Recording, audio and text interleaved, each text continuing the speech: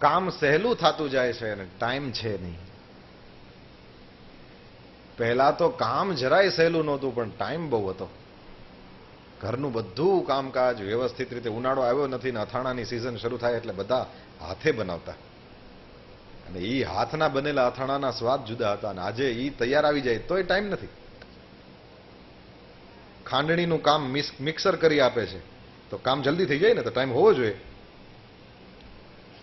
મારા ગુરુજી કહે છે કોઈની પાસે ટાઈમ નથી, નહીતર સાધનો એટલા બધા વધી ગયા કે ખરેખર ટાઈમ જ ટાઈમ હોવો જોઈએ, પણ ખરેખર એનાથી એક્ઝેક્ટ ઊંધું છે. ગોતવા જેવું છે આ બધો ટાઈમ ક્યાં જાય છે.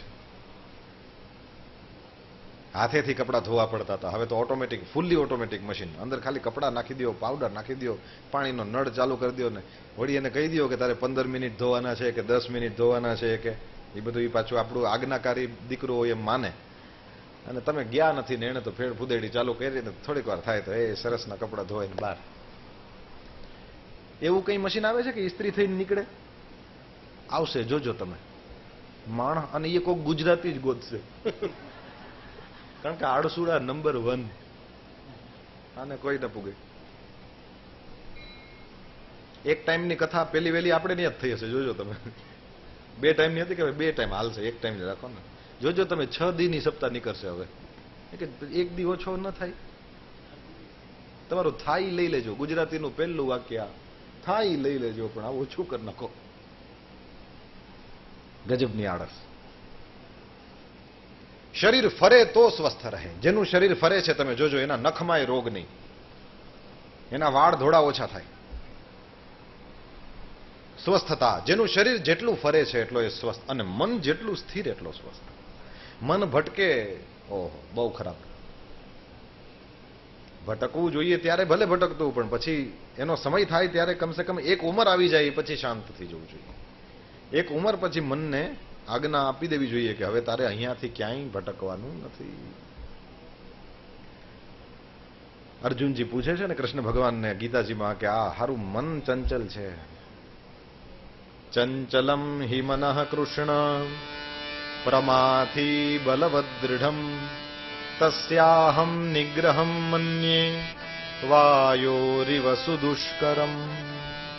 ચંચલમ હિ મનઃ પુનઃ પુનઃ ચલતી ઇતિ ચંચલમ. હે વાસુદેવ, આ મન તો ચંચલ છે. તસ્યાહમ નિગ્રહમ મન્યે, આનો નિગ્રહ કરવો એ તો વાયુ જેવું દુષ્કર કામ છે. કૃષ્ણ કહે છે અસંશયમ મહાબાહો મનો દુર્નિગ્રહમ ચલમ. કૃષ્ણએ શબ્દ ફેરવી નાખ્યો. અસંશયમ, તારી વાત સાચી છે હે મહાબાહો, મન છે એ દુર્નિગ્રહ છે. નિગ્રહ કરવો, વશ કરવું અઘરું છે, પણ તું કહે છે ચંચલમ, અને કૃષ્ણ કહે છે દુર્નિગ્રહમ ચલમ. તને લાગે છે કે મન ચંચળ છે, હું કહું છું ચંચળ નથી, ખાલી ચલ છે. હલવા ચલવાનો જેનો સ્વભાવ છે એવું છે. अभ्यासेन तु कौन्तेय इसको यदि तुम निग्रह करना चाहते हो, तुम्हारा मन तुम जैसे बोलो वैसे ही करे, ऐसी यदि इच्छा है तो 2 साधन बताते हैं ठाकुर जी. अभ्यासेन तु कौन्तेय वैराग्येण च गृह्यते. अभ्यास करोगे तो धीरे धीरे धीरे मन वश हो जाएगा. આ હવારના પોરમાં ઉઠીને ઉઠ્યા ભેગી જે બ્રશ કર્યા વિનાના ચા પીએ એને ચા પીવાનું મન થાય. ઈ મન તમે ઈ મનને ધીમે ધીમે કેળવી દીધું છે કે હવારના પોરમાં તો ચા પીવી જ જોઈ. હે, તમે તમારા મનને કેળવ્યું છે. આ 3 કલાક સુધી 2 કલાક સુધી આવી રીતે નીચે પલાઠી મારીને બેસતા ફાવતું ના હોય સીધે સીધું, પણ પેલા આ એક પગ આમ કરે ને બીજો પગ આમ કરે ને ધીમે ધીમે ધીમે કરીને 3 કલાક કાઢી નાખે. તો એવી ઘણી કથા સાંભળે એટલે ધીરે ધીરે પછી તો એને યાદ ના આવે કે મેં આવી રીતે પલાઠી મારીને બેઠા છે. ધીરે ધીરે અભ્યાસ થઈ જાય. અભ્યાસમાં બહુ જ સામર્થ્ય છે. તમે તમારા મનને કોઈ પણ રીતે કેળવી શકો,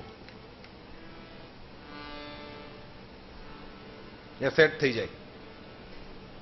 તો અભ્યાસ એને તું કૌંતેય, અને બીજું વૈરાગ્યેણ ચ ગૃહ્યતે. જે સ્થાનમાં મન તમારું જાય છે ત્યાં ન જાય એવી ઈચ્છા હોય તો એ સ્થાનના દુર્ગુણો, એ સ્થાનની ખરાબીઓને તમારા ચિત્ત સમક્ષ લઈ આવો, એની મેળે તમારું મન ત્યાંથી હટી જશે. એક નાનકડું બાળક છે, એની આંખો સારી છે તો એ કલાકો સુધી ટીવી જોઈ શકે, પણ જેને ચશ્મા હોય અને વધારે નંબર હોય એને તમે ટીવી પાસે થોડી વાર બેસાડો તો એમ કહેશે કે નહીં હો, હવે મારી આંખો દુખે. એનો દોષ સામે આવ્યો કે આની અંદરથી નીકળતા કિરણો મારી નાની એવી આ આંખને, જે અત્યંત કોમળ અંગ છે મારું, એને નુકસાન કરી શકે. એનો દોષ સામે આવ્યો એટલે એની મેળે વૈરાગ્ય થયો કે ભાઈ એક જ સિરિયલ હો, 10 વાગે એટલે ટીવી બંધ. ये हम अपने मन को समझाते हैं ना. તો વૈરાગ્યથી પણ કામ થાય, અભ્યાસથી પણ કામ થાય.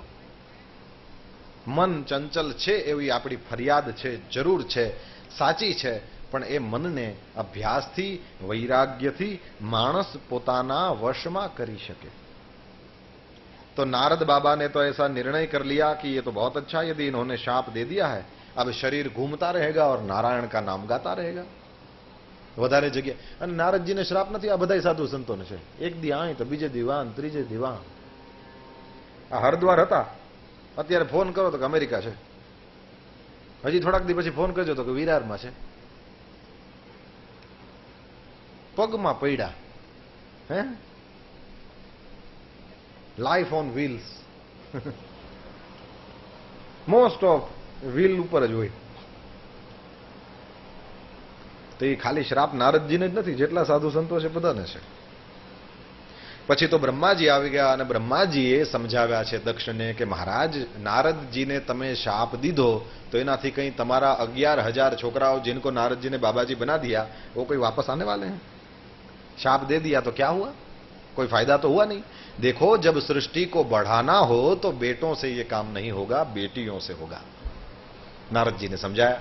दक्ष के दिमाग में बात बैठी, उसने 60 कन्याओं को उत्पन्न किया है. उसमें से 27 जो नक्षत्र के रूप में हैं वो दे दिया है चंद्रमा को, और 4 तार्क्ष्य को दे दिया, अंगिरा को 2 दिया, कृशाश्व को 2 दिया, भूत को 2 दिया. ऐसा है. उसमें से कश्यप मुनि जो थे उनको 13 कन्याएं ब्याही. अब उसमें दीति है, अदिति है, दनु है, काष्ठा है, सुरसा है, इला है, ये कई कई जो 13 बेटियां थी वो कश्यप मुनि को दे दिया. इन्हीं के वंश से यह जगत भर गया है. अब इसमें दीति है, अदिति है. तो दीति जो है वो भेद बुद्धि है. मेरे गुरुजी समझाते हैं ये अदिति जो है वह है अभेद बुद्धि. तो अदिति के जो बेटे हुए उन सब का नाम हो गया आदित्य, है ना. जैसे जनक की बेटी जानकी, वैसे अदिति का जो बेटा है उसको कहते हैं आदित्य. और जो दीति के बेटे हुए उन सब का नाम हो गया दैत्य. तो दैत्यों का तो काम है तोड़ना और आदित्यों का काम है जोड़ना. और ये हमेशा लड़ते रहते थे. एक बार तो ऐसा हुआ कि देवताओं ने अपने गुरु जी का अपमान कर दिया. इंद्र बैठा था अपनी सभा में, वहां पर नाच गान सब चल रहा था. और स्वर्ग में तो वैसे यही चलता है. ઓલા બધા બેઠા હોય સિંહાસન ઉપર ને બધું સોમરસ ને દારૂ નાનતે ને પીતા હોય ને અપ્સરાઓ ના. એક વૈષ્ણવ જો સ્વર્ગનું વર્ણન વાંચે તો ન્યા જવાની કોઈ દી ઈચ્છા કરે નહીં. આ ક્લિયર વાત છે. સ્વર્ગનું જે રીતનું વર્ણન આપણા શાસ્ત્રોમાં મોજ મજાનું જ વર્ણન છે. એક વૈષ્ણવને કોઈ દિવસ સ્વર્ગમાં ગમે નહીં. તમને શું લાગે, તમે વૈષ્ણવ છો, તમને સ્વર્ગમાં મોકલે તમે જાઓ? સિંહાસન ઉપર બેહાડે, બધા દારૂ પીતા હોય ને ઓલી અપ્સરાઓ બધી નાચતી હોય ને આમ કરતા હોય. સ્વર્ગનો સીન આપણે સિરિયલોમાં જે જોયા છે કેવા છે? આવા જ છે ને. આપણને ગમે એવું છે ત્યાં? ખબર નહીં કઈ રીતે સ્વર્ગનું.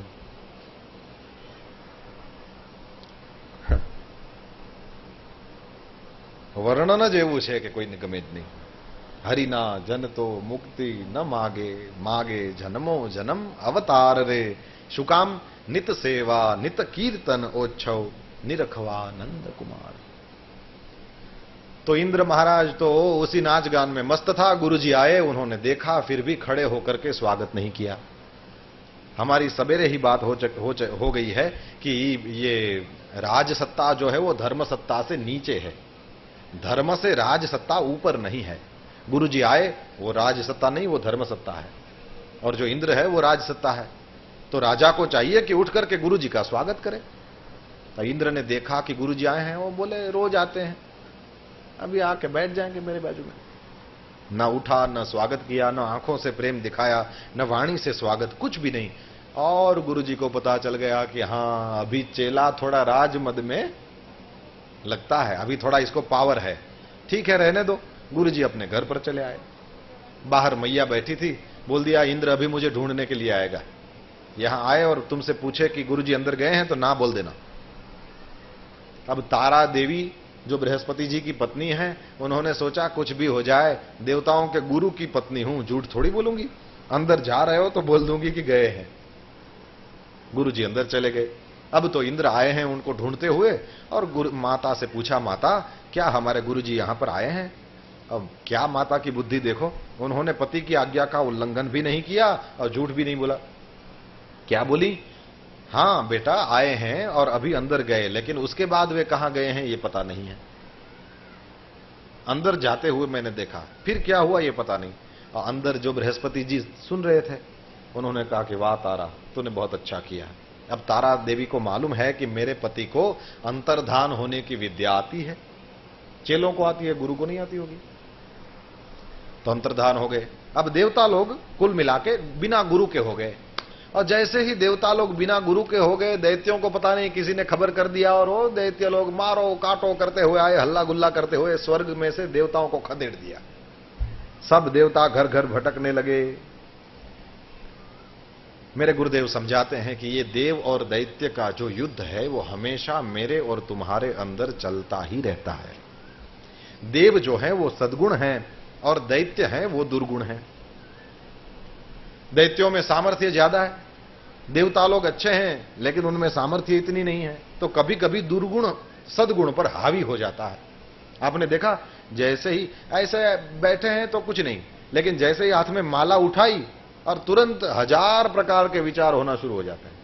जैसे ही पूजा में बैठे सब शुरू, यूं तो नींद नहीं आएगी, लेकिन जैसे ही कथा में बैठे कि यो जंबाई पे जंबाई, घણા तो एवड़ा एवड़ा बगा खाई बेन के मन एम था कि मन अंदर लई ले क्या अवड़ू आम अपनी आम बगाऊ खाई गजब बगा खायो।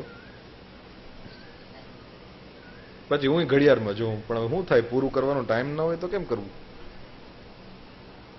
એટલે ઓલી નિશાની એમ કે હવે તમે સમજજો, પોથી બંધ કરવા માંડ્યો તો કાલ તો, કે હવે બસ એમ ગજબ છે।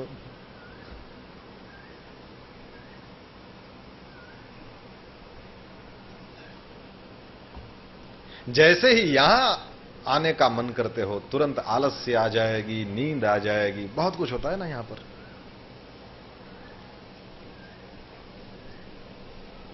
रस आवे तो आमाथी कई न थाय, बाकी तो 100% थाय ने थाय। वक्ताने पण तमे श्रोताओना स्थानमा बेसाડી दो तो एने पण कंटाळो आवे आवे ने आवे, जो रस ना आवे। बाकी ज्यां रस आवे त्यां तो सवाल ज नथी। हां, व्यसन व्यभिचार माणसने मारी नाखे, पण जेने एमां रस आवतो होय एनेमां જરાય कंटाळो ना आवे। फिल्म जोवानी जेने बहु टेव पड़ी गई होय तो नवुं आव्युं नथी ने सीधा थिएटरमां अंधारामां 3 कलाक तो केम बेहता होय। आहा, आत्मनिवेदन छे, મને હારું આજ ન ગમે, બીજું બધુંય ગમે। અંધારામાં 3 કલાક બેહવાનું આપણું કામ નહીં, બીજું ગમે એ કરાવી લ્યો, પણ આ એક આ દિવસના અંધારું ન ગમે, રાતના લાઈટ ન ગમે। આ એક દુર્ગુણ છે મારામાં, રાતના લાઈટ કરી નથી, મારું પૂરું થઈ જાય। દિવસના અંધારું ન ગમે। સવાર પડી ગઈ એટલે તો પડદા ખુલવા જોઈએ, હા બાયણા ખુલવા જોઈએ। એમાં બ્રાહ્મણોના ઘરના બાયણા તો બંધ હારા લાગે જ નહીં, તો એકદમ ખુલ્લા હોવા જોઈએ, બધાય માટે ખુલ્લા હોવા જોઈએ, मजा आवे बीजू। खैर छोड़ो, तो गुरुजी तो अंतर्धान हो गए। अब देवता लोग बिना गुरुजी के हुए तो दैत्य लोग आ गए और फिर उन्होंने युद्ध किया, इनको हरा दिया। दैत्य जो है वो दुर्गुण है, वो हम पे हावी हो जाते हैं जब सद्गुण ढीले पड़ते हैं। सद्गुण बहुत अच्छी चीज है, जैसे दान देने की वृत्ति है तो बहुत अच्छी बात है, ज्ञान है आप में तो बहुत अच्छी बात है, लेकिन सद्गुण यदि सद्गुरु के शरण में नहीं होंगे तो सारे सद्गुण मिलकर के एक बहुत बड़े दुर्गुण को जन्म देंगे और उसका नाम है अभिमान। और जब ये अभिमान आता है ना, तब आपको तो लगता है ना कि फिर ये वैलिड तो है, इतना दान करते हैं इसलिए अभिमान करते हैं। उसको जब तुम जायज मानने लगते हो तब ये और बलवान हो जाता है और फिर तुमको और परेशान करता है। एक ज्ञानी को यदि अभिमान हो गया कि अपने में कुछ होगा ना, तब तो इतना ऊपर बैठा है, इतने लोग सामने बैठ के चुपचाप सुन रहे हैं, कुछ होगा ना अपने में, कोई पंडित जी होंगे ना हम, तब तो इतने लोग बैठे हैं सामने। जैसे ही ये चीज आ गई, अभिमान पैदा हो जाता है और फिर सबको दबा के अभिमान ही ऊपर आता है। हमारे गुरुजी बहुत अच्छा एक उदाहरण देते हैं कि तुम 6 कटोरा दूध पाक पी लो और उसके बाद कच्चे लहसुन की 2 कलियां चबा जाओ, तो जो डकार आएगी ना, वो खीर की नहीं आएगी, वो उस लहसुन की आएगी। नहीं तो 6 कटोरी दूध पाक पिया है तुमने,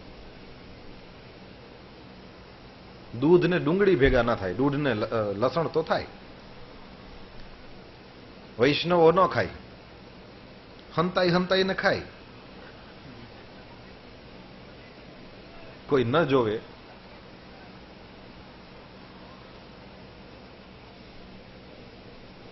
लगभग આપણો ધર્મ કોકને દેખાડવા પૂરતો સીમિત રહી ગયો છે।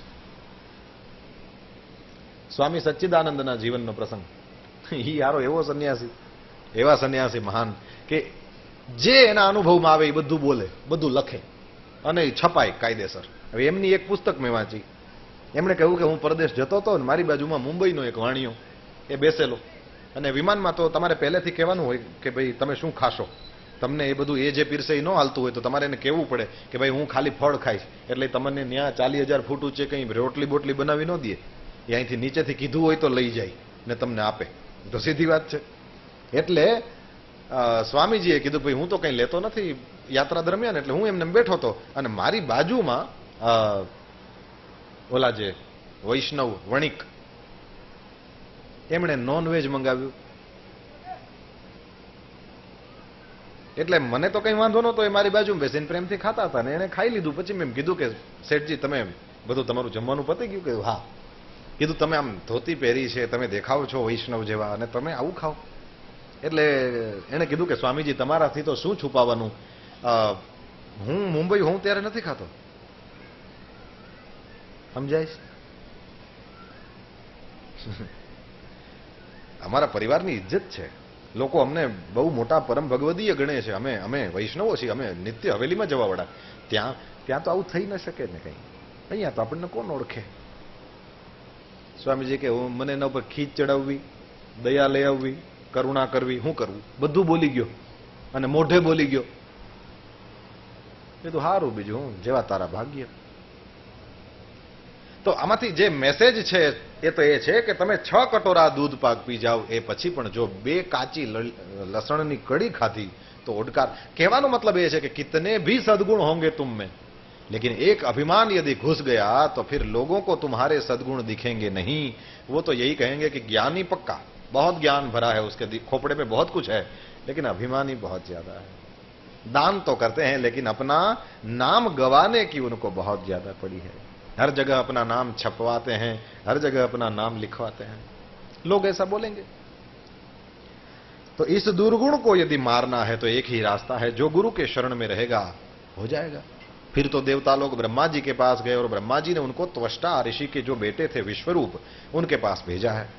उन्होंने कहा कि विश्वरूप के पास नारायण कवच की विद्या है, तुम यदि विश्वरूप को अपना गुरु बनाओगे तो वे तुम्हें उस विद्या से संपन्न कर देंगे और तुम्हारा जो स्वर्ग का शासन है तुमको वापस मिल जाएगा। तो देवता लोग तो विश्वरूप के पास गए, हाथ पैर जोड़े हैं, बहुत विनय करी, और विश्वरूप ने थोड़ा पहले तो ना बोले लेकिन फिर कहा कि चलो आप लोगों की आज्ञा है तो कर देते हैं। विश्वरूप महाराज के पास नारायण कवच की विद्या है, नारायण भगवान का नाम है, कवच का अर्थ होता है बख्तर, तो उस कवच को पहनकर जैसे योद्धा लोग लड़ने के लिए रण मैदान में जाते हैं तो वो बख्तर पहन के जाते हैं, इस प्रकार जब आपके संस्कारों पर कभी घा पड़े, प्रहार हो, तो जब नारायण नाम का कवच पहन रखा होगा तो आपको किसी प्रकार का भय नहीं रहेगा। उसमें नारायण भगवान के अलग अलग नामों का उच्चार करते हुए भगवान को हमारा रक्षण करने की विनंती की करी गई है। ओम हरिर्विदध्यान मम सर्वरक्षां न्यस्तां गिरिपद्मः पतगेन्द्र पृष्ठे दरारिचर्मासि गदेषु चाप पाषाण दधानोष्टगुणोष्टबाहु। श्रीमद् भागवत में लिखा है नारायण कवच का रोज जो पाठ करते हैं वो यदि दूसरों को देखें तो जिनकी और उनकी दृष्टि पड़ जाए उनके पाप भस्म हो जाते हैं। अब खुद को तो क्या फल मिलता होगा सोच लो। जो नारायण कवच का पाठ करता है वो जिसको देख लेता है उसके पाप नष्ट हो जाते हैं। चलो उसके ना सही अपने तो हो जाएं, कुछ नहीं कर रहे हो यदि तो ये करने जैसी चीज है। वही छोटा मोटा न्यास है और उसके बाद इसका पाठ करना है। कुछ ज्यादा इसमें बहुत गहन या हम न कर सकें ऐसा कुछ भी नहीं। कुछ कर रहे हो तो वही करना, वही नारायण कवच है तुम्हारे लिए। कुछ नया नहीं शुरू करना है। लेकिन यदि कुछ भी नहीं करते हो और ये करने की इच्छा हो तो हमसे बोलना, हम आपको सिखाएंगे। नारायण कवच बहुत सीधी बात है, बख्तर अच्छे, हाँ रक्षण करे।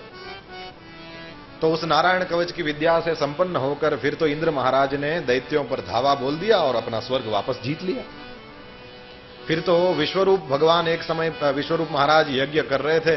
अब विश्वरूप महाराज के साथ एक प्रॉब्लम ये थी कि उनके चाचे और बुआ और ये काका फयू बधाई देवताओं और मामा मौसी जो थे सब राक्षस थे।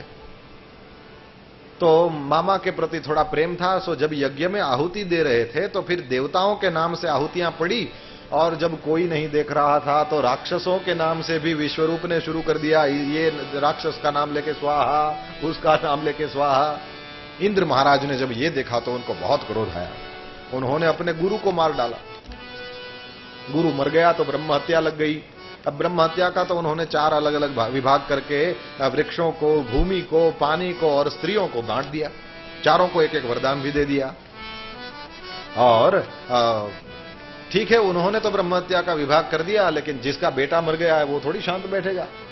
और त्वष्टा ऋषि ने इंद्र को मारने के लिए बहुत क्रोध में भर के इंद्र शत्रो विवर्धस्व, इंद्र शत्रो विवर्धस्व इस प्रकार से आहुतियां डालने लगे। इंद्र को मारने वाला इंद्र का शत्रु प्रकट हो। अब देखिएगा, वेदों के मंत्रों का पारायण करने के लिए गुरुजी से सीखना जरूरी है। वो इस कथा से सीखो। वेदों के मंत्र बोल रहे थे, अब मन में क्रोध था, मन में द्वेष था और मंत्रों का पाठ कर रहे हैं, उसमें बोल रहे हैं इंद्र शत्रु विवर्धस्व, इंद्र के शत्रु तू प्रकट हो जा, इंद्र के शत्रु तू प्रकट हो जा, ऐसे बोल रहे थे। अब इसमें इंद्र पर ज्यादा जोर दिया तो इंद्र को मारने वाला बेटा चाहिए था, हुआ इंद्र से मरने वाला। एकदम उल्टा, मिशन फेल्ड। इंद्र को मारने वाला बेटा चाहिए था उनको, लेकिन मंत्र बोलने में ऐसी गड़बड़ी कर दी कि इंद्र को मारने वाला चाहिए था, इंद्र से मरने वाला हुआ। इसलिए मंत्रों को गुरु जी के पास से पढ़ना चाहिए, उसके बाद ही बोलना चाहिए। वैसे स्त्रियों को और शूद्रों को मंत्र बोलने की मनाही है। तो आपके दिमाग में यह बात बैठे कि गुरु जी से ही पढ़ के बोलना चाहिए तो ठीक है, और वैसे ही आपको लगे कि हम क्यों नहीं बोल सकते तो बोलना, सीधी बात। अभी जमाना ऐसा आ गया है कि जिस चीज की ना बोलोगे ना, लोग जल्दी से जल्दी उस काम को करेंगे। हाँ तो यदि ऐसे कहोगे कि भाई लेडीज लोगों को मंत्र बोलने के लिए व्यास जी ने छूट नहीं दिया है, बोले क्यों नहीं बोल सकते? अच्छा बोल सकते हैं, बोलिए। ये ऐसी ही बात है कि विष मत खाना, बोले क्यों नहीं खाना? अरे नहीं नहीं, खाना खाना। ये आग है, इसमें मत कूदना, बोले क्यों नहीं कूदना? अच्छा ठीक है, कूदना।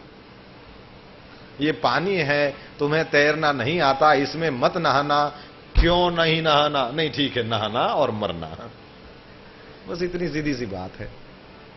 छोटा बच्चा है, उसकी मैया रसोई बना रही है और वो पास में बैठा है।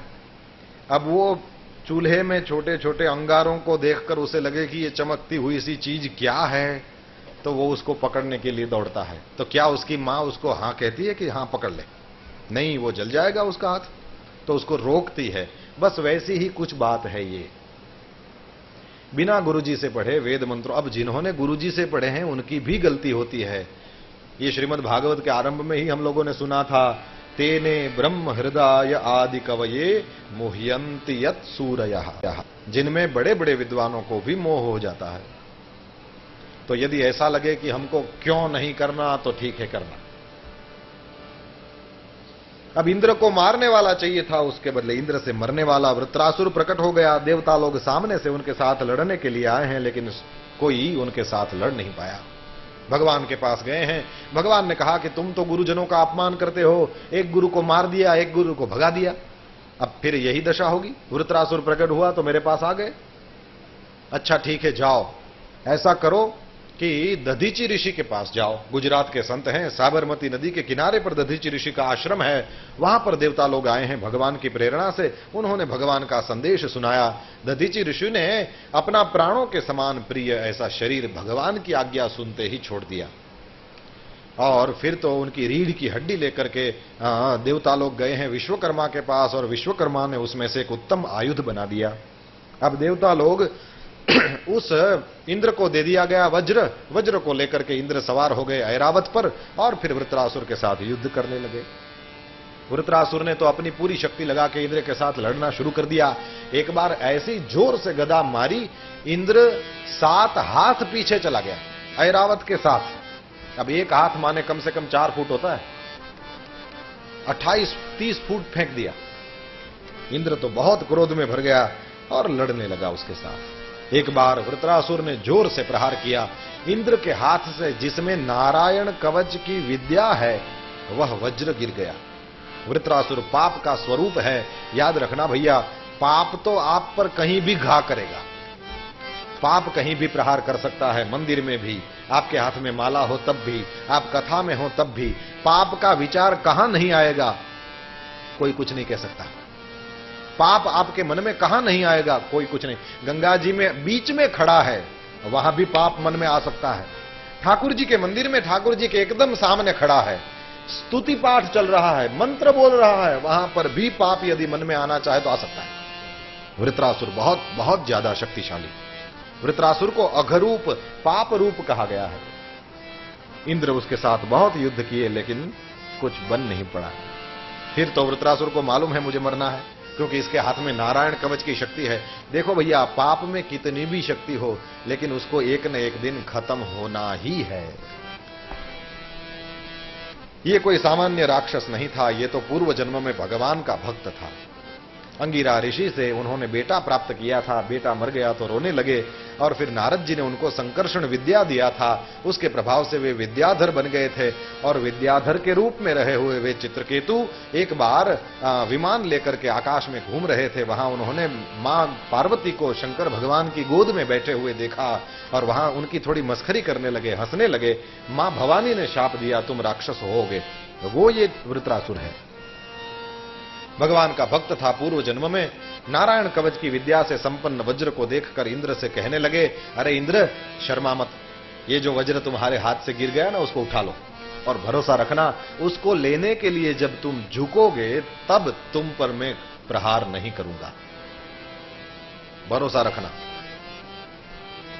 अब तो मुझे मेरे ठाकुर जी के दर्शन होने हैं इंद्र, अब तो मैं चाहता हूं कि मेरे भगवान मुझे मिल जाएं।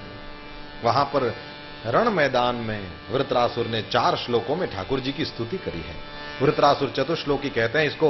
4 श्लोक में वैष्णवों के धर्म कैसे, धर्म क्या है, अर्थ क्या है, काम क्या है, मोक्ष क्या है, उसका सुंदर वर्णन है।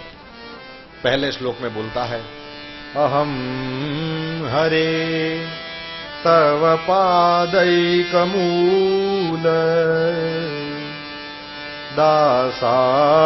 दासानुदासो भवितास्मि भूयः मनः स्मरेता सुपतेर्गुणास्ते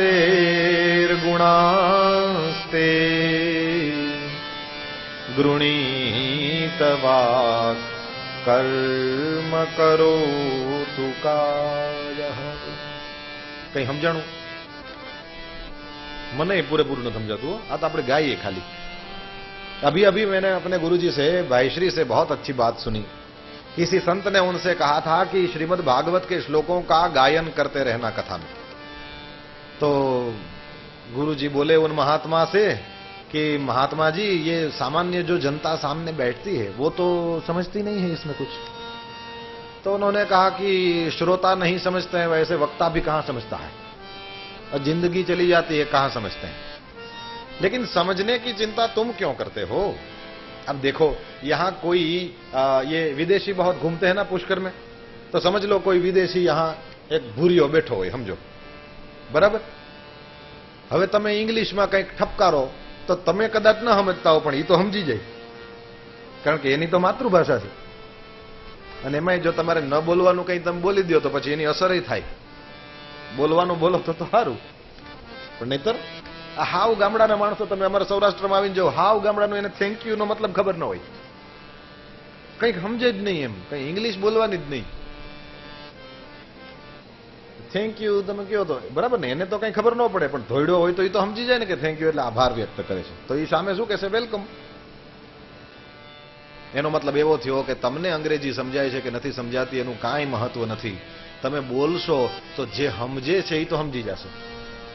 બેઠું મગજમાં સંસ્કૃત બોલો છો ત્યારે તમને ન સમજાય તો કાંઈ નહીં, જેને સમજાય છે એ તો સાંભળે છે, અને એ સાંભળ્યા પછી એનું જે કંઈ ફળ તમને મળવાનું હશે એ મળી જશે. ત્વમેવ માતા ચ પિતા ત્વમેવ ત્વમેવ બંધુશ્ચ સખા ત્વમેવ ત્વમેવ વિદ્યા દ્રવિણમ ત્વમેવ ત્વમેવ સર્વમ મમ દેવ. હવે આપણા માટે ભગવાન ત્વમેવ સર્વમ મમ દેવ દેવ છે. ભગવાન આપણું સર્વસ્વ છે. મા, બાપ, બંધુ, સખા, વિદ્યા અને દ્રવિણમ. ત્વમેવ સર્વમ મમ દેવ દેવ. આપણા મનમાં એવો ભાવ નથી હોતો, આપણે ખાલી ગાઈએ કે તમે મારું બધુંય તમે જ છો પ્રભુ, બધુંય તમે. હાવ ખોટાડા હોય, બોલે પણ એ કંઈ હોય નહીં એવું, છતાં પણ એ તો સમજે છે. એટલે એનો એવો જ અર્થ લે કે આ મને એમ કહે છે કે હે પ્રભુ તું મારું સર્વસ્વ છે, અને તમે ખોટું ખોટું એમ બોલો કે પ્રભુ તું મારું સર્વસ્વ છે, તો એ પણ કહેશે મારા વાલા તુંય મારું સર્વસ્વ છે. એટલે તો તું ઉઠે એના પહેલા હું સૂર્યનારાયણની લાઈટ ચાલુ કરી દઉં છું. તને તરસ પછી લાગે વાલા મેં પાણી પહેલા તૈયાર રાખ્યું, તને ભૂખ પછી લાગે મેં રોટલી પહેલા તૈયાર રાખી. અરે તારો જન્મ થયો ત્યારે તને કંઈ નતું આવડતું, તારી માની છાતીમાં દૂધ મેં પહેલા તૈયાર રાખ્યું. तो आप उसको झूठ मूठ भी बोलेंगे त्वमेव सर्वम मम देव देव, तो उसका वो बेस्ट पॉसिबल अर्थ करेगा कि चलो भैया तुम भी मेरा सर्वस्व हो. तो तुमको जो प्यारा लगता है उसकी तुम सेवा करते हो.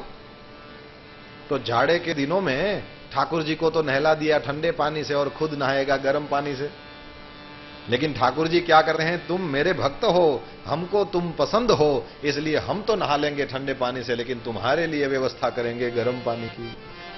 अब बताओ कौन किसकी सेवा करता है? भगवान हमारी सेवा करते हैं. हम क्या खाक भगवान की सेवा करते हैं? यहां पर हम चाहे ना समझें कि ये क्या मतलब है, लेकिन जो भी बोला जा रहा है उसमें कुछ अच्छा ही बोला जा रहा है. वृत्रासुर के साथ हम भी हो लिए. अहम हरे तव पादैकमूल दासानुदासो भवितास्मि भूयः. इन्हीं श्लोकों का किसी ने गुजराती में समश्लोकी अनुवाद किया है. इसको सुन लो, शायद समझ जाओगे. प्रभो चहूं हूं तुझ पाद सेवा, अने थवा मुक्त उपाधियोथी. तारा गुणों मम चित्त राजे, वाणी भजे गाय शरीर नाचे. समझाणु नहीं? हा के ना? सरस તમે હસતા હતા એવો ફોટો આવી ગયો. કેટલા કામ કરી અહીં બેઠા બેઠા અમે, તમે જો. प्रभो चहूं हूं तुझ पाद सेवा. हे प्रभु हम आपके चरणों की सेवा की कामना करते हैं. आपके चरणों की सेवा करेंगे तो क्या होगा? अनेथवा मुक्त उपाधियोथी. अनुजे तुझ शरण रहे छे ए खरी मजा माणे छे. ઉપાધિઓથી એ મુક્ત થઈ જાય છે જે ભગવાન શ્રી હરિના ચરણોની સેવા કરે છે. તારા ગુણોમાં मम चित्त राजे। तेरे अद्भुत अद्भुत गुणों में मेरा चित्त रम जाए प्रभु। चित्त रम गया, अब क्या होगा? वाणी भजे गाय। वाणी से तेरे गुणों का भजन होगा, मेरी वाणी तुम्हारे गुणों का गायन करेगी, और मेरा शरीर वाणी भजे गाय, शरीर नाचे। वो नृत्य भी ठाकुर जी की सेवा में ही समर्पित हुआ, जो उसके नामों को लेकर के हुआ। इसलिए जो मीरा नाचती थी उसको आप डांस नहीं कह सकते, वह तो नृत्य ही था।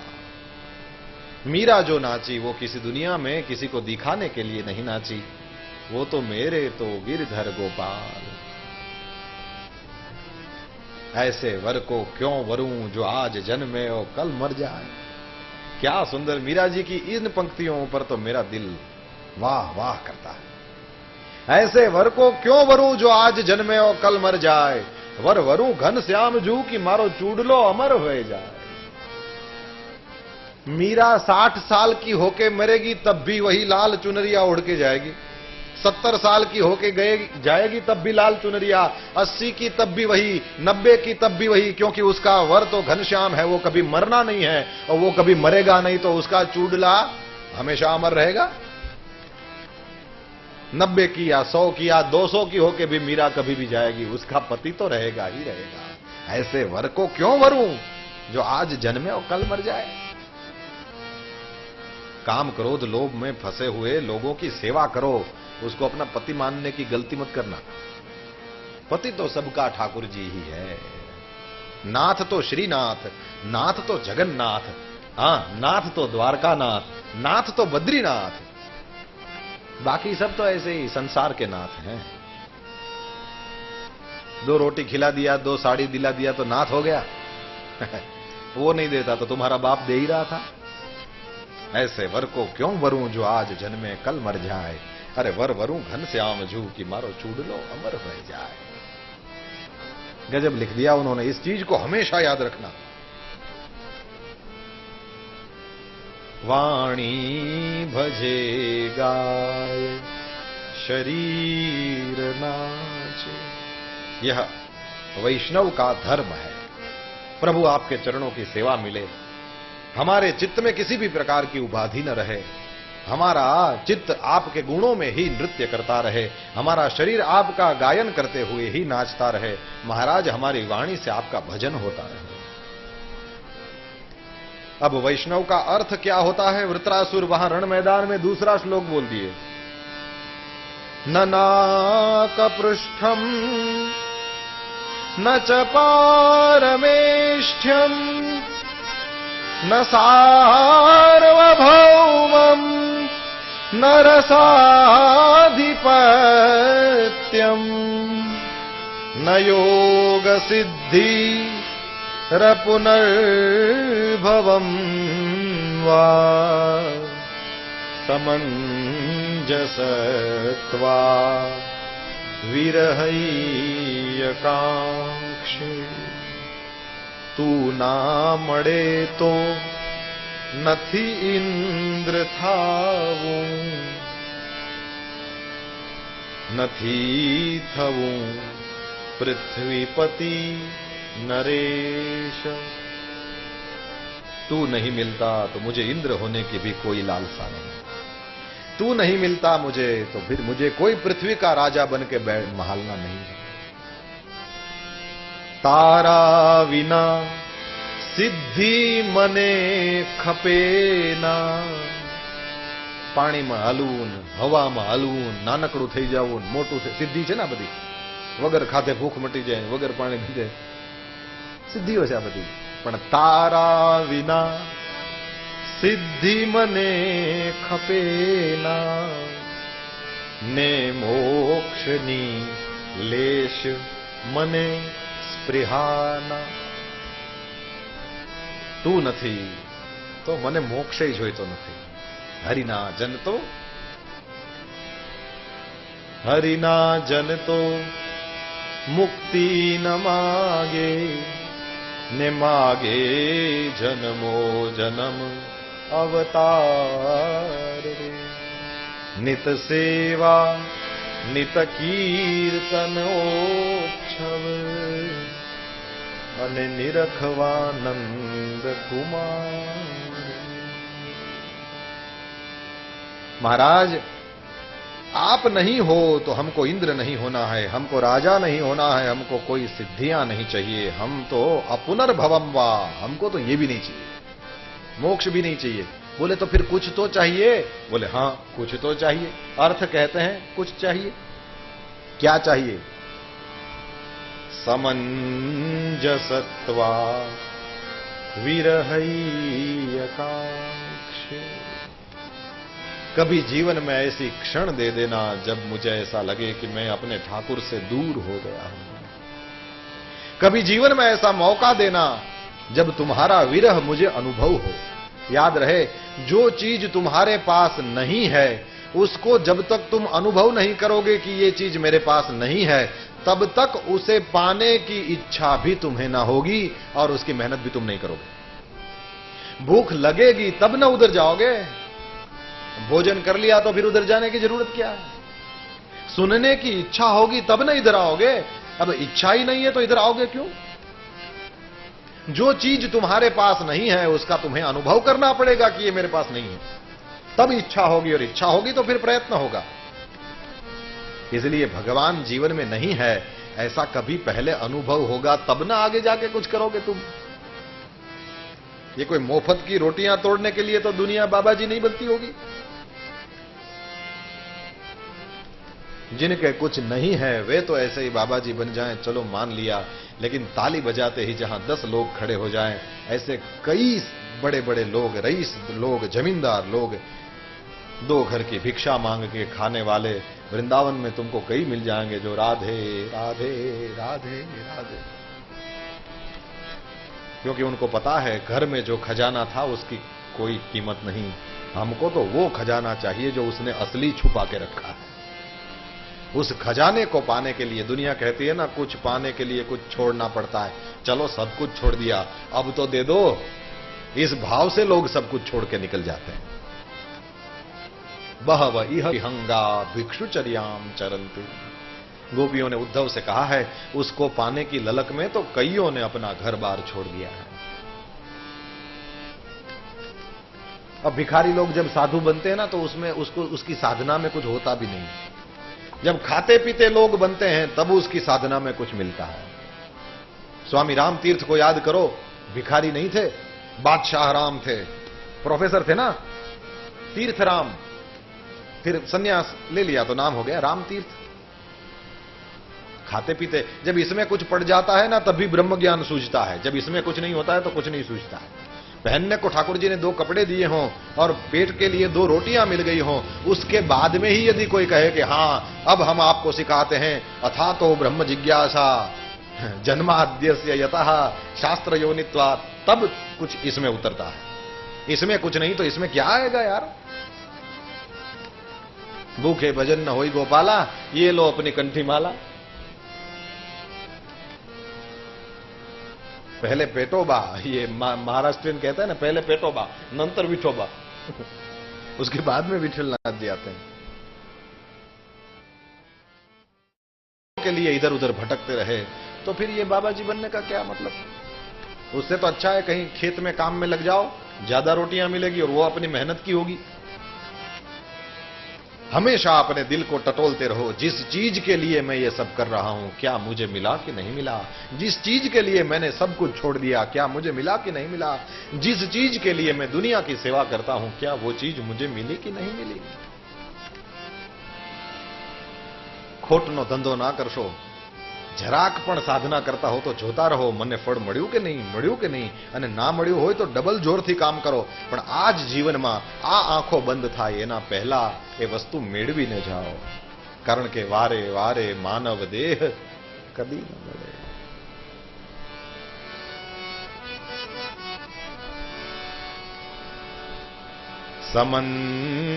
સમંજસત્વા विरहैयकांक्षे.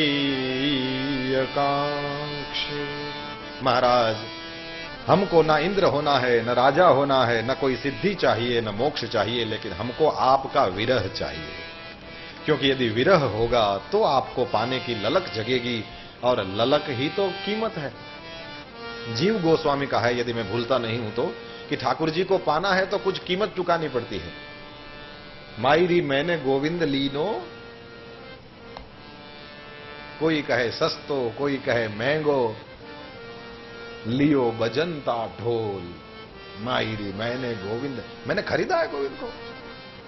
गोविंद खरीदा जा सकता है, उसका मूल्य देना होता है। और उसका मूल्य क्या है?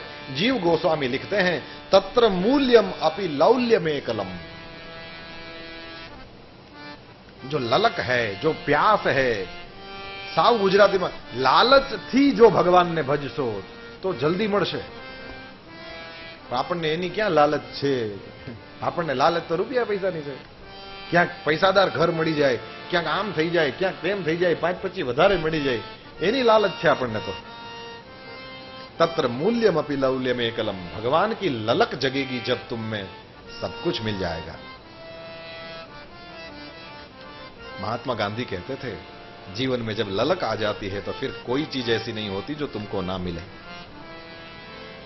गांधी बापू का वाक्य है। तो ललक चाहिए भैया। और एक बार ललक लग गई, जिसको बहुत भूख लगेगी ना, वो ये भी नहीं देखेगा कि रोटी कच्ची है कि पक्की है, ये भी नहीं देखेगा कि आज ही दोपहर में बनाई हुई है कि कल रात की है। जिसको भूख लगती है ना, આપણે કહે ને ઓલું તારે રોટલા ખાવાથી કામ કે ટપ ટપથી ખામ, કેટલા ટપારે રોટલો બન્યો એનાથી તારે શું મતલબ? જેને ભૂખ લાગી હોય ને એવું વિચારે નહીં કે ગેસમાં બનેલો છે કે સગડીમાં બનેલો છે, આ ગામના બાજરાથી બનેલો છે કે બીજા ગામથી લઈ આવ્યા હતા, આ મારી ઘરવાળીએ બનાવ્યો કે મારી માએ બનાવ્યો, આ લોઢીમાં બનાવ્યો કે તાવડીમાં બનાવ્યો, કાંઈ ના પૂછે, મંડે ઠપકારવા। જેને સાચી ભૂખ લાગી હોય એને કહેવાય લલક। આવી લલક જ્યારે ભગવાન માટે જાગે ત્યારે પછી કંઈ ન જોવે કે રામ છે કે કૃષ્ણ, મહાદેવ જે માતાજી, એને તો જે દેખાય ને દોડે ગાંડાની જેમ, એવું કરે એને મળે। समंजसत्वा विरहय्यकांक्षे। આ વૈષ્ણવનો અર્થ છે। હવે વૈષ્ણવનો કામ, એની ઈચ્છા શું છે? અજાત પક્ષા ઇવ માતરમ ખગાઃ। અજાત પક્ષા ઇવ માતરમ ખગાઃ। અજાત પક્ષા ઇવ માતરમ ખગાઃ। અજાત પક્ષા ઇવ માતરમ ખગાઃ। સ્તન્યમ યથાવત્સતરા ક્ષુધાર્તા। સ્તન્યમ યથાવત્સતરા ક્ષુધાર્તા। સ્તન્યમ યથાવત્સતરા ક્ષુધાર્તા। સ્તન્યમ યથાવત્સતરા ક્ષુધાર્તા। પ્રિયમ પ્રિયેવ વ્યુષિતમ વિષણા। પ્રિયં પ્રિયેવ વ્યુષિતં વિષણા। પ્રિયમ પ્રિયેવ વ્યુષિતમ વિષણા। પ્રિયં પ્રિયેવ વ્યુષિતં વિષણા। मनोरविन्दाक्ष दिदृक्षते त्वाम्। मनोरविन्दाक्षदिदृक्षते त्वाम्। ओ मनोरविन्दाक्ष दिदृक्षते त्वाम्। मनोरविन्दाक्षदिदृक्षते त्वाम्। અજાત પક્ષા ઇવ માતરમ ખગાઃ। મારી ઈચ્છા શું છે?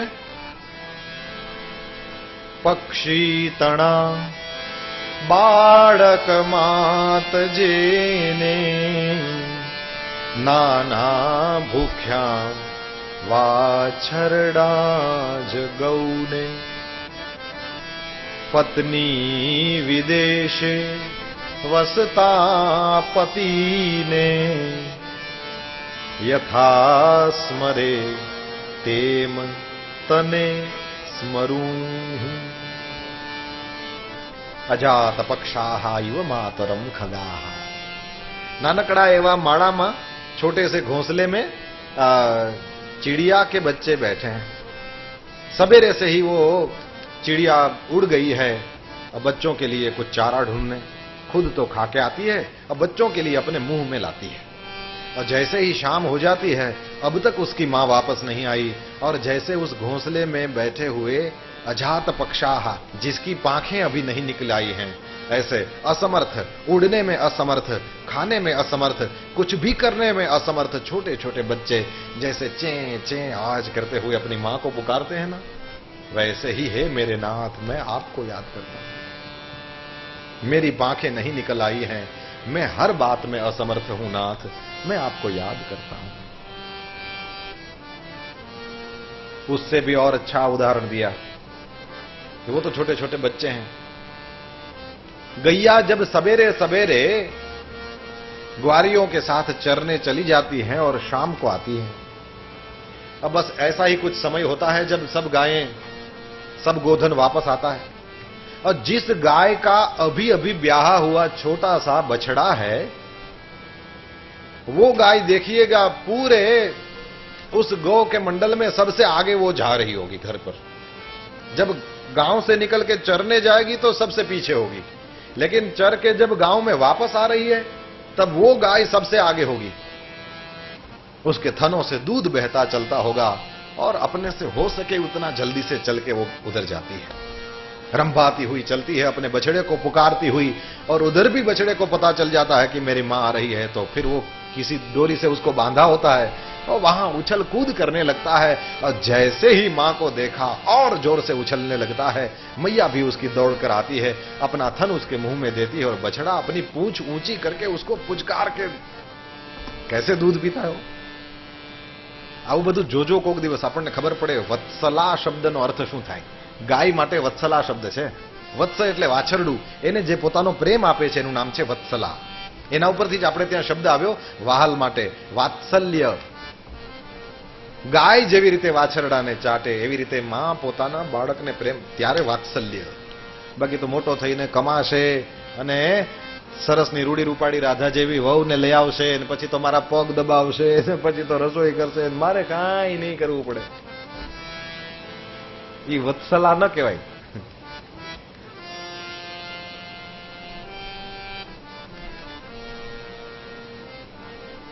ગુજરાતીમાં જેટલા ભજન છે એમાં લગભગમાં આરામ કરવાનું આવ્યા જ રાખે। જશોદાજીના નામે એવા ભજન ચડ્યા કે રાધાજીને લઈ આવજે ને પછી મારા પગ દબાવશે ને એવું બધું। માનસિકતા જ આપણી આવી છે।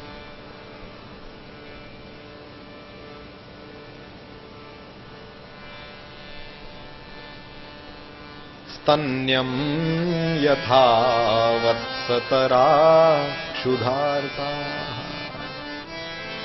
जैसे वो बछड़ा अपनी मां को याद करता है, पूंछ उठाकर उस डोरी को जैसे अभी तोड़ देगा, इस प्रकार हे मेरे नाथ मैं आपको याद करता हूं।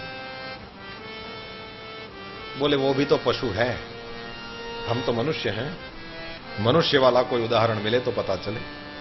पत्नी विदेशे वसता पति ने यथा स्मरे तेम तने स्मरूं, ये गजब कर दिया।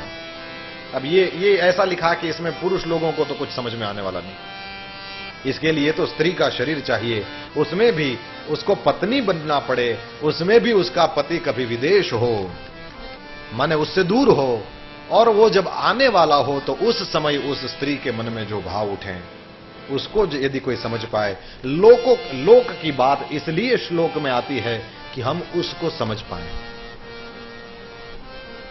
उस प्रेम को। अब सारे सगे संबंधी घर में हैं, सबके साथ बातचीत करनी है, सबकी सेवा करनी है, अंदर तो बहुत ज्यादा हर्ष है कि आज उसका मेरा पिया घर आया, हाँ, अंदर तो एक आनंद का समुद्र है, लेकिन फिर भी उसको दिखाना नहीं है, मर्यादा बनाए रखनी है। उसको देखने के बाद में भी कुछ नहीं करना है। वो सीताराम जी का जहां विवाह होता है ना, उसको आप देखिएगा तो पता चलेगा श्री सीता जी की बहुत इच्छा है कि राम जी का दर्शन करें, लेकिन मर्यादा के कारण कर नहीं सकती, तो फिर उन्होंने अंगूठियां पहनी हुई हैं और उन अंगूठियों में श्री राम जी का चित्र, राम जी को ऐसे करती हैं तो फिर उनका प्रतिबिंब पड़ता है, उसको देखती हैं सीता जी। और याद रखना भैया, प्रेम का असली मजा मर्यादा में ही है, मर्यादा में ही है, मर्यादा में ही है। जीवन का असली रस लेना चाहो तो उच्छृंखल होकर के घूमोगे तो कुछ नहीं मिलेगा। असली मजा लेना है तो मर्यादा में। सुदामा जी के साथ सुशीला जी जब बात करना चाहती हैं कि आप द्वारका जाओ, आपका मित्र है, तो वहां पर स्पष्ट लिखा है, सुदामदेव माला फेर रहे थे, वहां पर पत्नी ये सुशीला जी आती हैं, नीचा मुंह करके खड़ी रहती हैं और अपने पांव के अंगूठे से धरती को कुरेदती हैं। इस प्रकार की वो मूर्ति बनाई है, माने कि सुदामदेव उनको देखकर ही पहचान गए कि इनको कुछ कहना है। ऐसे नहीं कि सुदामा, तुमको नहीं लगता कि हमारे बच्चे भूखे हैं, तुमको द्वारका जाना चाहिए, जाओ ना यार, आजकल जैसा नहीं है। क्या सुंदर, सामने आके खड़ी हो गई मां, और सुदामदेव ने जैसे ही देखा तो फिर अपनी माला पूर्ण करके कहते हैं, देवी कुछ कहना चाहती हैं आप? उन्होंने कहा कि हां देव, हम आपसे कुछ निवेदन करना चाहती हैं। क्या निवेदन है? कहा कि हमको ऐसा लगता है कि अब जैसे मैं आपकी पत्नी हूं, वैसे मेरे बच्चों की मैं मां हूं, और आज एक मां आपसे विनती करती है कि मेरे बच्चों की भूख मुझसे देखी नहीं जाती। मांगने न सही, मिलने तो द्वारकाधीश के पास जाओ। ये मर्यादा है, इसका आनंद है। ये तो फिर खुद को अनुभव करना पड़ेगा, तभी समझ में आएगा। गुरु और शिष्य होते हैं तो इसके बीच में कितनी मर्यादा है ना। जैसे ही दर्शन किया तुरंत प्रणाम, और जब वे आज्ञा करें कि हां कुछ कहना है तुमको, तभी कुछ बोले, और वो भी बहुत नपे-तुले शब्दों में, और उसमें भी कहीं भी मर्यादा का भंग न हो जाए इस तरह से, और वो भी उसमें भी कोई ऐसी बात डाल दी जाए कि उनसे वे प्रसन्न हो जाएं और उनका हंसता हुआ मुख तुमको देखने को मिल जाए, तो निहाल हो जाता है भक्त प्यारे। अब वहां ऐसे ही, हम तो बहुत पुराने भगत हैं, हम तो कभी भी जा सकते हैं, अरे उनके रूम में जा सकते हैं, और वहां जाके गुरुजी हम ये चाहते हैं कि ये जो नई फैक्ट्री है उसका आपसे उद्घाटन करवा लें, आप क्या कहते हैं? गुरुजी बोलेगा हमारे भाग्य फूट गए। जिंदगी का मजा लेना हो तो मर्यादा में ही है, मर्यादा में ही है। तीसरी बात, मर्यादा में ही है। तो पत्नी विदेशे वसता पति ने, यथा स्मरे तेम तने स्मरे। वो जैसे भैया, उसका हृदय वो तो हिलोरे ले रहा है, लेकिन बाहर से जैसे कुछ पड़ी नहीं है। वो जिस प्रकार से याद करती है अपने पति को, हे नाथ मैं आपको याद करता हूं। अंतिम श्लोक में मोक्ष की चर्चा। ममोत्तम श्लोक जनेषु सख्यम, ममोत्तम श्लोक जनेषु सख्यम, ममोत्तम श्लोक जनेषु सख्यम,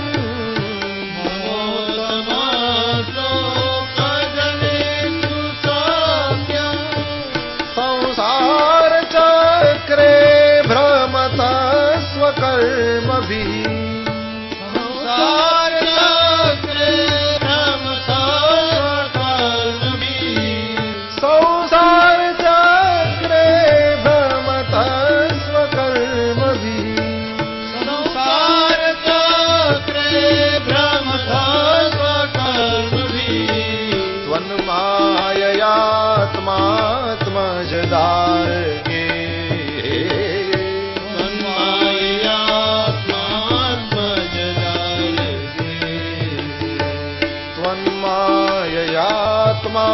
आत्मजदार गे,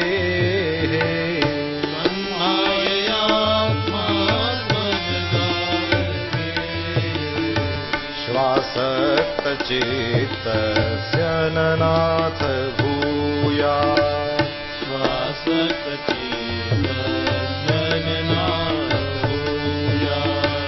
कर्मो तणा बंधन ने लीधे हूँ माया मही लीन छताया तू माया मही लीन छताया तू शरीर पत्नी सुत बंधु वीते शरीर पत्नी सुत बंधु वित्ते आस्थन में न आसक्ति जराय चित्ते जन्मे न आसक्ति जराय चित्ते ममोत्तम श्लोक जनेषु सख्यम ममोत्तम श्लोक जनेषु सख्यम ममोत्तम श्लोक ममोत्तम श्लोक ममोत्तम श्लोक जनेषु सख्यम। महाराज मेरे कर्म के बंधन मुझे कहीं भी ले जाएं, लेकिन हम चाहते हैं आपके चरणों में हमारा प्रेम हमारा भाव सदा सदा बना रहे। श्रीमद् भागवत में वृत्रासुर ने यहां पर जो मांगा है, हमारे गुरुजी कहते हैं रामायण में वाली भी यही मांगता है। वो पेड़ के तने के पीछे रह करके राम जी ने यूं धनुष खींच के जो बाण मारा है, और सुग्रीव को तो माला पहना दिया था, तो पहचान में आ गया कि कौन सुग्रीव है कौन वाली है। और फिर जैसे ही वाली के दिल में हृदय मांझ बाण लग गया और गिरा, फिर तो राम जी उसके पास में जाते हैं, थोड़ा शास्त्रार्थ करते हैं। पापी पापी पापी राम जी कहने लगे। उस समय वाली ने कहा कि महाराज अभी भी मैं पापी हूं, मैं मर रहा हूं, अंतिम समय में मेरे सामने आप खुद खड़े हो। अरे आप जिसके सामने खड़े हैं वो पापी रहेंगे तो फिर आपकी ही महिमा कम हो रही है। राम जी कहते हैं हाँ ठीक है ठीक है, बिल्ली बना लो, इंद्र बना लो, हाथी बना लो, जो बनाना है बना लो, लेकिन तुम्हारे पास रख लो, आपके चरणों का अनुराग बना रहे। गीध बनाओ तो भी जटायु जैसा है, और बंदर बनाओ तो भी हनुमान जैसा, कौवा बनाओ तो काग भुजुंडी जैसा। जो भी पशु पक्षी बनाना चाहो बना लो, लेकिन तुम्हारे चरणों में हमारा अविरल प्रेम बना रहे, हमारा अनुराग बना रहे। इस चीज को याद रखना बस। फिर तो कोई भी शरीर में, हाथी बनाना है तो गजेंद्र जैसा बना लेना, भील बनाना है तो शबरी मैया जैसा बना लेना, और दासी का बेटा बनाना है तो विदुर जैसा, गरीब बनाना हो तो सुदामा जैसा। इसका मतलब यह है इनडायरेक्टली मैं आपको ही मांग रहा हूं। जेहि जोनि जन्मो कर्म बस तह राम पद अनुराग। તો મમોત્તમ શ્લોક જનેષુ સખ્યમ। ઉત્તમ શ્લોક ભગવાનનું નામ છે, અને ઉત્તમ શ્લોક જનેષુ મતલબ જે ભગવાનના ભક્તો છે એવાના મતલબ વૈષ્ણવોની સાથે મારું સખ્યમ, મારી દોસ્તી બને। એ તો સીધી વાત છે, હરખા હરખા એની મેળે ભેગા થઈ જાય। જેનો જેવો રસ, હા એક સરખા રસવાળા માણસો હશે એની મેળે ભેગા થઈ જશે। જે ભક્ત છે એની સાથે ભક્ત ગમે ત્યાંથી મળી જશે। જેને સંસારમાં બહુ મન લાગેલું છે તો એ પછી એવું કરશે। સત્સંગ જ મોક્ષ છે। વૃત્રએ સ્તુતિ કરી છે અને પછી તો એક પરાક્રમ બતાવ્યું, ઇન્દ્રને ગળી ગયો છે। 1 વર્ષ સુધી ઇન્દ્રએ એની ડોક કાપી, ત્યારે તો કાપી રહ્યો, અને પછી વૃત્રાસુરને માર્યો છે। વૃત્રની જ્યોતિ પ્રભુની અંદર મળી ગઈ, અને પછી તો ઇન્દ્ર સિવાયના સૌ સુખી થયા। સુખદેવજી મહારાજને પરીક્ષિત મહારાજ પૂછે છે કે વૃત્રાસુર પાપ રૂપ હતો, એને મારી લીધા પછી ઇન્દ્ર સિવાયના બીજા બધા સુખી થયા, તો ઇન્દ્રને વળી શું દુઃખ હતું? એટલે સુખદેવજી મહારાજે કહ્યું કે ઇન્દ્રની પાછળ પછી તો બ્રહ્મ હત્યા પડી। ઇન્દ્રએ ઋષિઓને પૂછ્યું હતું વૃત્રાસુરના વધ પહેલા કે મારે શું કરવું જોઈએ? ઋષિઓએ કહ્યું કે અમે તમને અશ્વમેધ યજ્ઞ કરાવશું, પણ બ્રહ્મ હત્યા પાછળ પડી એટલે ઇન્દ્ર મહારાજને તો અશ્વમેધ યજ્ઞ કરવાનો ટાઈમ જ રહ્યો નહીં, અને એ દોડીને માનસરોવરમાં એક કમળની નાળમાં સંતાઈ ગયા। વૃત્ર પેલી બ્રહ્મ હત્યા ત્યાં એની પાછળ પડી શકી નહીં। એટલી વાર સુધી પછી તો નહુશે સ્વર્ગનું શાસન કર્યું, ઇન્દ્રાણી ઉપર કુદ્રષ્ટિ કરી એટલે સર્પપણાને પામ્યો છે।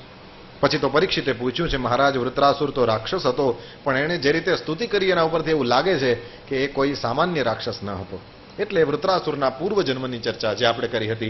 અંગિરાએ એમને દીકરો આપ્યો હતો અને દીકરો મરી ગયો એટલે પછી એમની પાસે નારદજી આવે છે અને એને સુંદર વિદ્યાનો ઉપદેશ કરે છે. પછી તો વિદ્યાધર બન્યો અને માં પાર્વતીના શાપને કારણે તે રાક્ષસ બન્યો. ખેર ઓલું બધું નાટક તો પૂરું થયું, પણ દીતી માતાને બહુ ચિંતા થઈ. દીતી માતાએ કશ્યપ મુનિની પાસે જઈને કીધું કે મહારાજ ઇન્દ્રને મારે એવો દીકરો આપો. કીધું કાં? કહ્યું એણે મારા દીકરાને મારી નાખ્યો, વૃત્રાસુરને મારી નાખ્યો. હવે મારે ઇન્દ્રએ મારા દીકરાને મારી નાખ્યો, હવે તમે મને એવું કંઈક બતાવો જેનાથી ઇન્દ્ર મરે. કશ્યપ મુનિને તો બહુ જ લાગી આવ્યું, એમને જરાય ગમ્યું નહીં.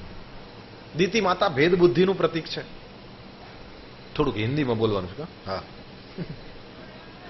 दीति भेद बुद्धि का प्रतीक है और फिर वो चाहती है कि इंद्र मर जाए. मतलब कि वो धृतराष्ट्र नहीं बोलता है संजय के सामने मामकाहा पांडवाश्चैव, बस यही चीज भेद बुद्धि है और यही दीति माता है. अब दीति को तो यही लगता है कि ये मेरे बेटे हैं, ये उसके बेटे हैं, ये उसके हैं, ये इसके, ये जो मेरा तेरा है वही सबको मारता है. इंद्र को मारने के लिए बेटा चाहिए. कश्यप मुनि नाराज हुए हैं और उन्होंने पुंसवन नाम का व्रत बताया है. 1 वर्ष तक करोगी ठीक से तो इंद्र को मारे ऐसा बेटा होगा, और यदि ठीक से नहीं कर पाई तो इंद्र का भाई पैदा होगा. दीति माता ने तो व्रत करना आरंभ कर दिया और कोई अनाथ बच्चे का रूप लेकर के इंद्र महाराज भी वहां आ गए. एक दिन दीति माता का व्रत भंग हुआ है और इंद्र उनकी सांसों से उनके पेट में चले गए. देखा तो सुंदर कनक प्रभ एक गर्भ देखा. इंद्र महाराज ने अपना वज्र लेकर के उसके 7 टुकड़े कर दिए, गर्भ मरा नहीं. 7 के फिर 7 कर दिए, तब भी मरा नहीं.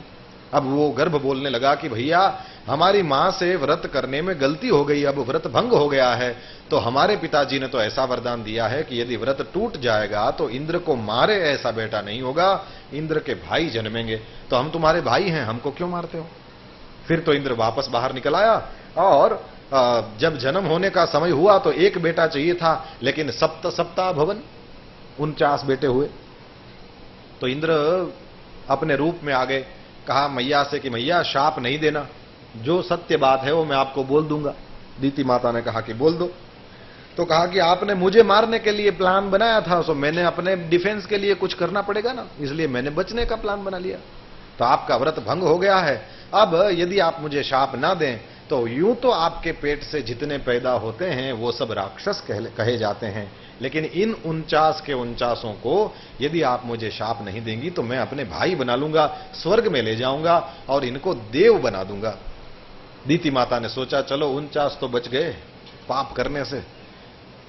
तो भैया वो गर्भ क्यों नहीं मरा? बोले 1 वर्ष में कुछ ही कम समय बचा था, इतने समय तक दीति माता ने भगवान का भजन किया. भगवान का भजन करोगे तो तुम्हारे गर्भ को भी कोई कभी मार नहीं सकेगा. भगवान के भजन में ये बहुत ताकत है. ये कथा सुनाया. फिर परीक्षित महाराज ने पूछा है कि महाराज ये बताइए कि पुंसवन व्रत करना हो किसी को तो कैसे किया जाए? तो 6ठ स्कंद के अंतिम अध्याय में उसकी विधि बताई है. अब 7वां स्कंद आ गया, इसमें नरसिंह भगवान का प्राकट्य होता है. तो इसमें आरंभ में परीक्षित राजा ने पूछा कि महाराज अब तक आपने जो कथाएं सुनाई है उसके फल स्वरूप में इतना समझ पाया हूं कि ठाकुर जी दैत्यों को मारते हैं, देवताओं को बचाते हैं. अब यदि देवताओं को बचाते और दैत्यों को मारते हैं तो ये तो भेद हो गया. अब भगवान तो सम है और भगवान को कोई प्यारा नहीं और कोई दुश्मन नहीं, ऐसा तो आप दुनिया में कहा जाता है, लेकिन ये यहां देखकर तो सही नहीं लगता. सुखदेव जी महाराज ने कहा राजन आपने अच्छा प्रश्न पूछा. भगवान की क्रिया में भेद है, भगवान के भाव में भेद नहीं है. एक बच्चा है 7 साल का और एक बच्चा है 15 या 20 साल का. अब माता रसोई बना रही है और दोनों को खिला रही है. अब जो 7 साल का बच्चा है वो यदि तीसरी, चौथी, 5वीं रोटी मांगेगा तो मां देगी? 7 साल के बच्चे को 5 रोटी, 6 रोटी, 10 रोटी खा सकता है? नहीं खा सकता. अब वो कहेगा कि नहीं मैं भी बड़े भाई की तरह पहले 5 रोटी सीधे लूंगा, उसके बाद खाना शुरू करूंगा. तो मां क्या कहेगी? भीम पहले खाना तो शुरू कर, अभी देखती हूं तू कितना खा पाता है. तो उसको तो 2 रोटियां या 1 ही मिलेगी, ये खत्म कर उसके बाद दूसरी मिलेगी. और जो 15 साल का है उसको तो शुरुआत से ही 3 मिलेगी. वो कहेगा कि नहीं आज भूख नहीं है. बोले खा जा, मारूंगी, खा जा. अब ये क्रिया में भेद हो गया. एक को 1 ही रोटी मिली, एक को 3 मिली. एक को 3 से मतलब की शुरुआत हुई है, उसको तो 4-5 तो खानी पड़ेगी और इसको 1 ही मिली. और ज्यादा से ज्यादा 2 मिलेगी। अब ये जो क्रिया में भेद है, क्या मां के भाव में भेद है? ये तो हो नहीं सकता। व्यवस्था के तौर पर उन दोनों के शरीर की बनावट जैसी है, उन दोनों की उम्र जो है, इसके अनुसार मां उसको खाना देती है। तो ये क्रिया में जो भेद है वो भाव में भेद। तो भगवान किसी को मारते हैं, राम किसी को मारे नहीं, ऐसो नहीं मेरो राम। राम किसी को मारे नहीं, ऐसो नहीं मेरो राम।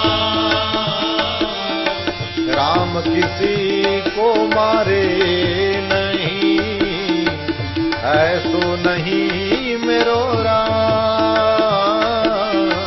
राम किसी को मारे नहीं, ऐसो है मेरो राम। अपने आप मरी जात हैं, अपने आप मरी जात है। ओ अपने आप मरी जात हैं, करके बुरे काम रे, करके बुरे काम। अपने आप मर जात है, करके बुरे काम, करके बुरे काम। अरे राम किसी को मारे नहीं, ऐसो नहीं मेरो राम। अपने आप मर जाते हैं करके बुरे काम। रावण को कोई मार नहीं सका, राम जी ने मार दिया। तो क्या राम जी के पास कोई विशिष्ट, कुछ विशिष्ट अस्त्र लेकर गए थे? रामचरितमानस को खोल के देखो तो उसमें स्पष्ट लिखा है एक साथ 31 बाण चढ़ाए, लेकिन उस 31 में एक भी ब्रह्मास्त्र, नारायणास्त्र, पाशुपतास्त्र, वायव्यास्त्र कुछ नहीं था। सीधे साधे बाण थे, लेकिन मार दिया। ये क्या कहते हैं? बोले धंधे ही ऐसे किए थे कि अब तो उसको कोई अंगुली मारे ना तो भी मर जाएगा। ये तो ऐसे ही लीला के लिए, नाटक के लिए चढ़ा दिए बाण। राम जी जिसकी भ्रुकुटी हिल जाए तो पूरा ब्रह्मांड हिल जाए, उसको ये ठुशुक कोई बाण चलाने के लिए आना पड़ेगा। अपने आप मरी जात हैं, करके बुरे काम रे। अब प्रहलाद जैसे भक्त को बहुत दुख दिया तो मरा ही हुआ था, तो निमित्त बन गया। भगवान की लीला में भेद दिखाई दे सकता है, लेकिन भगवान के भाव में कोई भेद नहीं। हिरण्यकशिपु को मारते हैं तब भी तारते हैं, और प्रहलाद जी को बचाते हैं तब भी तारते हैं। वराह भगवान ने जब हिरण्याक्ष को मार दिया, उसके बाद में हिरण्यकशिपु सबको समझाने लगा है। कुशीनर देश के राजवी ये सुयज्ञ की बात बताई और सबके शोक को उन्होंने शांत किया है। हिरण्यकशिपु तपस्या करने के लिए चला गया, 100 दिव्य वर्ष तक तपस्या करता रहा। हिरण्यकशिपु ने कैसे तप किया था भागवत में वर्णन है। ऐसे खड़े रहना भी मुश्किल है, वो 100 साल तक कैसे खड़ा रहा होगा ये सवाल है। अपने अंगूठे पर खड़ा रहा, पांव के अंगूठों पर खड़ा रहा, हाथ ऊपर, नजर ऊपर। ओम ब्रह्मणे नमः, ओम ब्रह्म